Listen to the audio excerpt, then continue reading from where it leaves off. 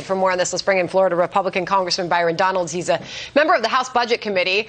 Congressman, you were listening there. We had you already seated as we did that introduction, and we played the sound of Joe Biden yesterday calling out your party for refusing to help raise the debt ceiling, saying that Republicans are being hypocritical, dangerous, and disgraceful. How do you respond?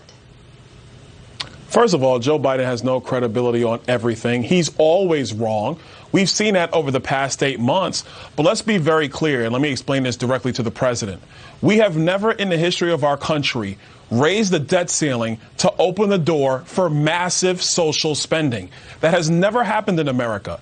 When we actually raise the debt ceiling, only one of two things occurs. One, we just keep spending as it is and raise the debt ceiling, or we make actual budgetary changes to lower spending or control the rate of spending growth over time, and we raise the debt ceiling. The last time we actually controlled the rate of growth was budget sequestration about a decade ago when Barack Obama was president. He might remember that, or I'm not sure what he remembers these days, but he might remember that because he was vice president of the United States. The president is wrong. He is gaslighting the American people because the only reason he wants to raise the debt ceiling now is so he can push through his massive social spending bill, which Bernie Sanders and Ocasio-Cortez want more than anybody else. Do you fear the consequences of not raising the debt ceiling? We're 2 weeks out now from this October 18th deadline. The Treasury Secretary, Janet Yellen, is warning of the calamity that will hit as a result to the U.S. economy. Well, let's make one thing perfectly clear. The United States government receives about $320 billion every single month. That's more than enough money to pay the debt service, take care of Social Security, and take care of Medicare. After that, there's going to be some serious conversations that need to happen in Congress. You do not default on your debt if you're making the interest payments. So the president is lying when he says this. The second thing that's much more important, if we want to continue all of the existing spending that Washington does, not just pay the interest on your debt, the existing spending, all of it, we're going to probably have to raise the debt ceiling.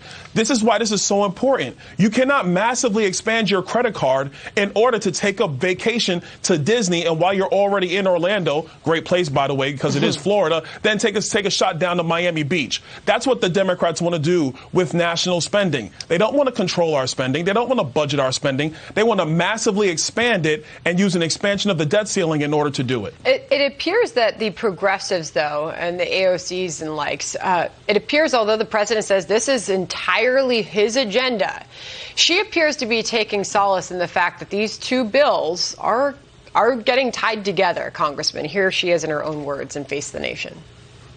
President Biden has been a good faith partner to the entire Democratic Party. He reaches out and he actually tries to understand our perspective, and that is why I am fighting for his agenda with the Build Back. You know, both of these bills need to pass. Both will not pass if people try to separate them.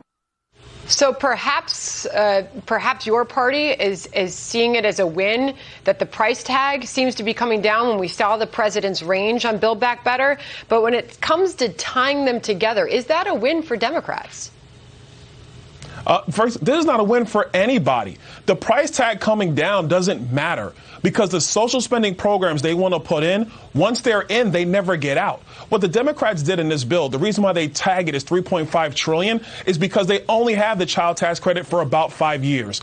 The vision and dental benefits in Medicare don't kick into 2028, and that's only for 2 years. If you run that spending for 10 years, all these programs they want to do, it's about $5.5 to $6 trillion.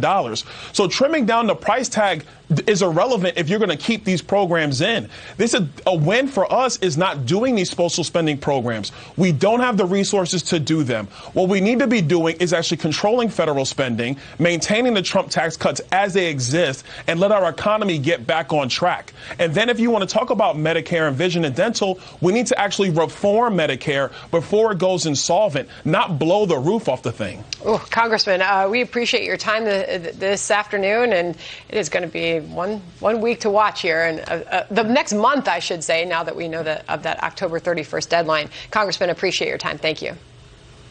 Anytime. Thanks for having me. Mike?